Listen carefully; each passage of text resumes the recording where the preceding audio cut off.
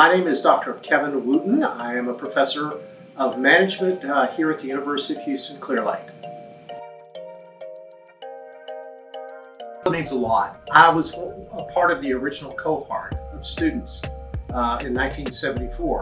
Most of the faculty were newly minted PhDs coming from the very best of schools across the United States. I had the great opportunity to work with many of them on research projects when I was a very young student. Really impressed me that I had such an opportunity to work with such wonderful scholars. What has changed, obviously, the size of the university. We used to be majoritively a graduate institution. We're now an undergraduate institution, and we offer a full 4-year program, obviously, including a doctoral level program. So it went from more of a niche university to more of a full service university. What's not changed is the sense of collegiality that our faculty have in terms of making for sure our students are very well educated and have a sense of belonging. Another really important component that has not changed is the sense of interdisciplinarity on campus. I would also say that the sense of reaching out to the community, the sense of creating a space that allows the university and elements of the community to work together for common good. The first year that the school was open, the entire university was housed over at the Arbor building. And I can distinctly remember that in that first year of operation, we had a makeshift library. And then about mid-October or so, people were very excited. We finally have a library. They had purchased a library from a college that had closed on the East Coast. So finally we had that library that we needed. This building, the Bio building, opened. The most perfect example of 1970s architecture. As you know, it's still very much of an open environment. It was built that way to kind of incorporate the nature park around us so that we could always look out and see something of a wonderful nature.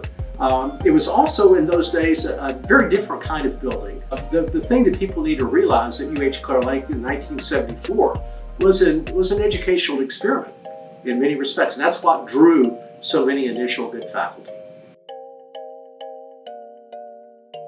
How it shaped me most is as a 19-year-old junior in 1974, what really struck me was the openness of the faculty to take students where they were and help them get to the place where they wanted to be. I served as the inaugural strategy officer for the university. And one of the things that's kind of evolved is something called the 3 T's. Transform, translate, and transcend. Exactly. And while that may be new to some, I would say that is built on the values and the premise upon which this institution was first developed. So we really have always been about transforming people's lives and doing so in a way that's very meaningful and very real and really related to what the aspirations of the student might be. It really embodies all that this school was really intended to do. It has always been our focus to take knowledge and apply it to a problem. Not just find the answer, but translate the answer to the problem in a community-based manner. One of the things that Transcend talks about is the ability to not worry about our borders, but to partner with other people to fulfill the mission of the university. Frankly, those 3 T's have been here from the very beginning, but now there's increased focus on that. And why we'll be successful for doing that is that's where we started. That is in our DNA. This school is uniquely configured to help you figure out where to find your grit. And this school can take you where you're at and help deliver you to the place that you want to be. So my best advice from students is use the resources here. Do not be timid. Ask for help. We're here to help. The institutional end, I would say my best advice is to stay the course. We're old enough now at 50 years old that everybody in the community knows someone that has been touched by this university. And it's a good story, whether it be from astronauts, to educators, to people who go on to medical school, engineering.